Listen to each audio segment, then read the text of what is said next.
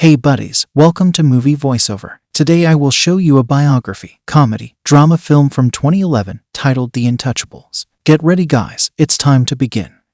One late night in Paris, Driss is driving his employer Philippe through the city. When waiting in traffic gets too boring, Driss breaks the speed limit and begins driving quite fast, dodging other cars and not caring about traffic signs. This causes the police to go after him, and Driss bets €100 that he can lose them. But after driving under a bridge, the cops catch up by ambushing them from both sides. Driss doesn't look too worried though, and this time, he bets €200 that he can get them an escort. The cops make him leave the car, and he starts acting then, behaving offendedly and telling them Philippe can't move and he was taking him to the hospital. The officers find proof of this when they find the wheelchair in the truck, and when approaching Philippe, they see him convulsing, which is also an act. Seeing as it's an emergency, the cops forgive Driss for breaking the speed limit and offer themselves as escorts on his way to the hospital. To celebrate winning the bet, Driss plays September by Earth, Wind and Fire, and when they arrive at their destination, he shares a smoke with Philippe as soon as the cops are gone. Driss promises he'll handle it,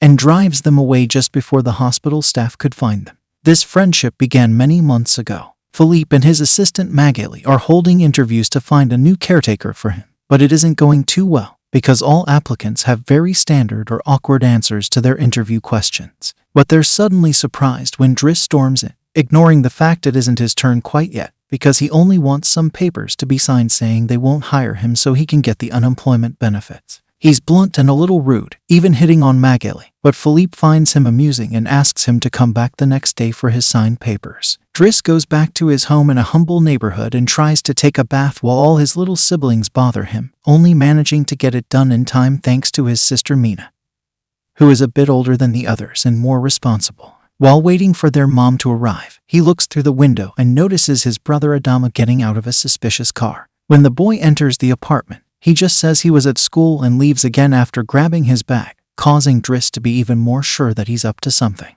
In the evening, his mom arrives, and he gifts him a Fabergé he stole and tells her he's been away on vacation when she asks. She isn't happy to see him though, because he disappeared for 6 months and never called, and now he's shown up out of nowhere as if her home was a hotel. As she's absolutely done with all his lies and she has other children she has to take care of, she kicks him out and tells him not to come back. Driss spends the night having a smoke and some snacks with some neighborhood friends. The next day, Driss goes back to Philippe's house for his papers, and he's received by the housekeeper, Yvonne, who shows him around the place and tells him about Philippe's daily routine. She also shows him the room he would get for himself with his very own bathroom. Driss can't help staring at the bathtub before he's dragged to see Philippe, who offers the signed sheet of paper but also a job opportunity. Driss accepts the 1-month trial, and Philippe tells him he bets he won't last 2 weeks. After bringing his things to his room, Driss is taught how to take care of Philippe. He must learn how to keep his legs stimulated, how to put him in the wheelchair, how to help him shower and change his clothes. Things get awkward when Driss discovers he must put on him some high stockings and even clean his butt after Philippe uses the bathroom. But no matter how much he complains and says he won't do those chores, he ends up accepting them as part of his job. Later in the evening, while he's enjoying a snack on the roof, he's interrupted by Philippe's daughter Alyssa and her boyfriend Bastien, who are looking for a private place to make out, and he kicks them both out after refusing to share his beer. Driss quickly gets used to the daily routine with Philippe, even if at first he does make some mistakes he learns from, like handing the phone to Philippe instead of putting it on his ear or forgetting the baby monitor while having a bath. He also learns to organize his mail in different folders, most of the letters he opens for Philippe, but there's a series of private ones he isn't allowed to look at. When he finds a flyer promoting female escorts, he decides to start a file just for those instead of throwing them in the trash as Philippe says. It's not all work in this new life though. Driss still makes sure to have a good time. He keeps trying to hit on Magalie to no avail, and sometimes calls escorts to join him in bed. One morning, after Yvonne comes to his room to scold him for being late, she finds some dangerous weapons in his bag, but she doesn't comment on them yet. Driss' work today is to drive Philippe around, but he refuses to put him in the back of a van as if he was cargo, so instead, he takes him on one of the fancy cars that don't see much use. Philippe, who first thinks this isn't suitable, and says they should be pragmatic, is soon getting excited at the idea of a faster, less boring ride, although Yvonne still disapproves. When they try to leave the building, there's a neighbor parked at their entrance, ignoring the sign on the door that says it's forbidden. Driss wastes no time and goes after the guy, grabbing him by the front of his shirt and threatening him until he moves the car. Philippe is impressed by his actions, but Yvonne, once again, disapproves. The pair goes to a museum, where Philippe is planning to buy a piece of artwork that Driss considers not worth the money because it's just a red blotch on the canvas. Afterward, Philippe meets with a relative of his, who tells him everyone is worried about Driss since he can be violent. He's also discovered he has a criminal record, but Philippe doesn't care. He appreciates Driss because he doesn't pity him and doesn't mind joking around with him. After another failed attempt at hitting on Magalie, Driss has dinner with Yvonne in the kitchen while listening to Philippe dictate a letter to Magalie. Claiming it's a private conversation, Yvonne turns off the baby monitor and proceeds to explain what's going on. Philippe is pen pals with a woman called Eleanor. Those are the letters he didn't let Driss open. But he's never met Eleanor in person. Their relationship is purely epistolar. Speaking of love, Driss teases Yvonne for the looks the gardener gives her all the time before going to bed. He's trying to sleep when he hears some weird sounds coming from the baby monitor. Philippe is having trouble breathing, not being capable to ignore him even if he tries. Driss goes to his room and gently guides him through the attack with soothing words and a wet cloth to wipe his face. Philippe eventually falls asleep, only to wake up again moments later, saying he needs air. This time Driss doesn't hesitate. He puts Philippe on the wheelchair, covers him with blankets, and takes him out for a stroll by the river. This is the first time Philippe has seen Paris at night in a long time, and now he's more relaxed. He explains to Driss that the medicine can only do so much and he sometimes experiences phantom pain.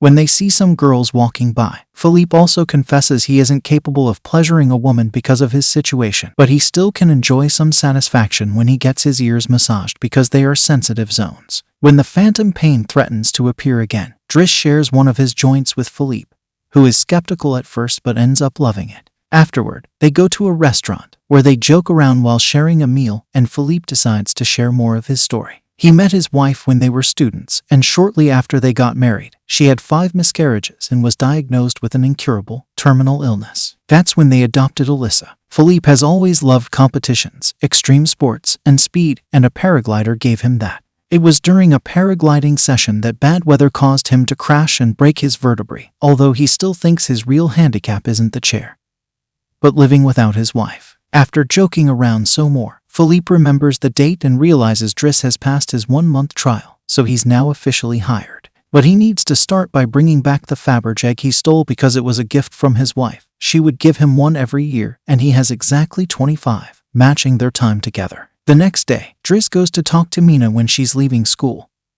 who is a bit offended because he hasn't been answering her messages except to ask her to look for the egg. She also tells him about some cops that have been calling their home. Afterward, he visits Adama, who confesses he was found with 30 grams on him. Driss wants to take him to lunch, but Adama refuses and instead gets in the same suspicious car. Later on, Driss is allowed to be present while Philippe dictates his letter for Eleanor to Magalie. He thinks this purple prose is very boring, and that Philippe should be more direct. He's also baffled to hear that this has been going on for 6 months and they never exchanged pictures. When he finds her phone number on one of the letters, he takes it as a sign and calls her, obliging Philippe to take the phone and finally speak to her outside the written word. Their conversation goes so well, Philippe is now on the phone with her all the time, even right before he and Driss attend the opera, during which Driss laughs and makes fun of the costumes. The next day, Driss convinces Philippe to accept to exchange pictures with Eleanor and chooses one of him in the wheelchair. Afterward, while he's painting, Alyssa bursts into his room to ask him for cigarettes and makes fun of him for trying to be artistic.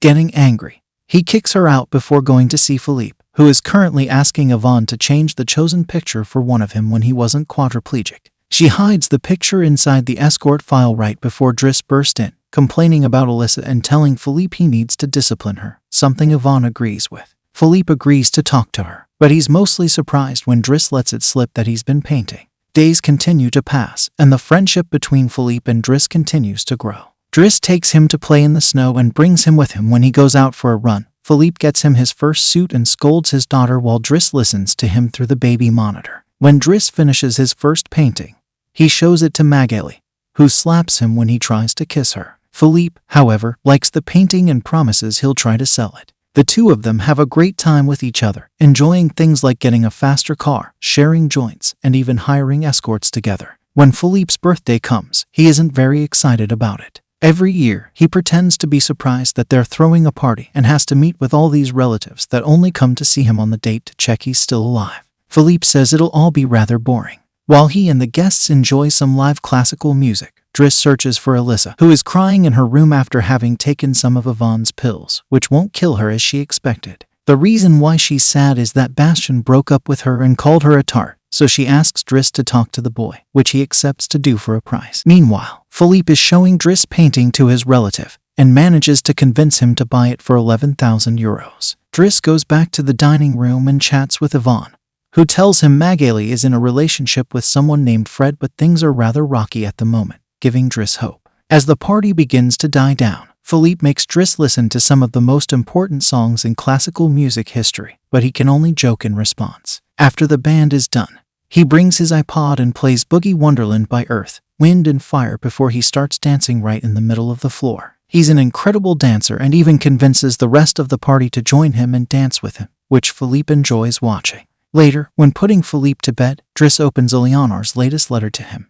She's sent her picture, showing she's rather pretty, and is telling him they should meet next week when she visits Paris. When the day of the date comes, Yvonne and Driss put Philippe through dozens of outfits until they find the perfect one. And since it's Yvonne the one that will take Philippe to the date, Driss uses his day off to visit Bastien and threatens him until the boy accepts to apologize to Eliza and to bring her croissants every day. He also asks him to fix his hair. Afterward, he visits his mother at work, but only to watch her from afar. At the restaurant, Yvonne and Philippe are waiting for Eleanor, who is very late. After waiting for an hour, Philippe gives up, calls Driss to ask him to take him away, and then leaves the restaurant without noticing Eleanor is arriving at the same time. That same night, Philippe takes Driss with him in his private plane and gives him the money he got for selling the picture, making him immeasurably happy. They make it to the countryside the next morning, and Philippe decides to go paragliding, dragging Driss with him as well. Driss doesn't want anything to do with it, but after initially freaking out, he ends up enjoying the experience. When they return home, Adama is there waiting for Driss and gets scolded when he sees the scars on his face. Adama will still not tell Driss what's happening in his life though, so Driss makes him wait in his room while he calls Mina to tell her not to worry and goes to put Philippe to bed. Philippe, however, isn't sleepy yet. After making Driss look at a painting with him, he asks him about his family, which Driss at first doesn't want to talk about, but eventually gives in. It turns out Adama technically isn't his brother, and his parents aren't actually his parents, they're his aunt and uncle. They fetched him from Senegal when he was 8 because they couldn't have kids, and his real name is Bakary Bassari, but because other kids had that name, they called him Idris, and that became Driss. One day, his aunt miraculously was able to conceive, and after his uncle died, there were other men and more kids as well. In the same way Driss had talked to him about Alyssa, Philippe points out that Adama needs discipline. So he fires Driss so he can be there with his family because he can't spend his whole life taking care of an old man. The next morning, after Bastien has brought his daily croissant while wearing a better hairdo, Driss packs his bags and gets ready to go. Magalie comes to say her goodbyes, and when Driss tries to hit on her one last time, Magalie introduces him to his significant other Fred, which is short for Frederic. Turns out Magalie isn't interested in men, and Driss gives up on the spot.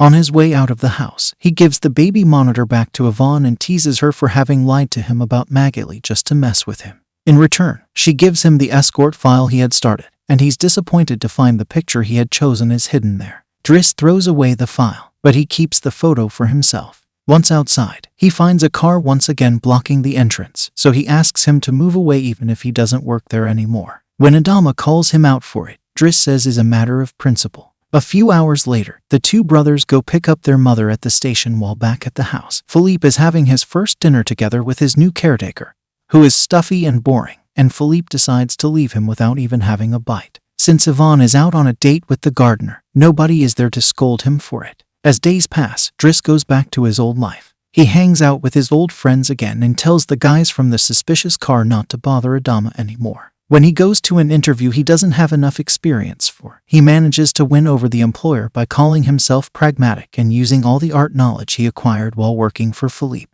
This lands him a job as a driver. Philippe continues to dislike his new caretaker and is in a constant bad mood. One night, he refuses anyone in the house to help him with his phantom pain, so Yvonne calls Driss and asks him to come over. That's how they find themselves in the situation from the beginning, with the cops chasing after them first and escorting them to the hospital later. After that little adventure, Driss drives Philippe to the coast, and the sight of the sea helps Philippe calm down. Sometime later, Driss takes care of Philippe's overgrown beard before taking him to a restaurant for lunch, but he doesn't stay, because someone else will be making Philippe company today. Driss wishes him luck and finally gives him back his egg before leaving, and Philippe starts worrying about being alone until he sees who his date is, Eleanor, who is delighted to see him and doesn't mind the chair at all. The real Count Philippe Pazzo di Borgo now lives in Morocco. He has remarried and has 2 daughters. The real Driss, actually called Abdul Yasmin Selou, has his own firm and is also married with 3 children. The 2 men continue to be very close friends to this day.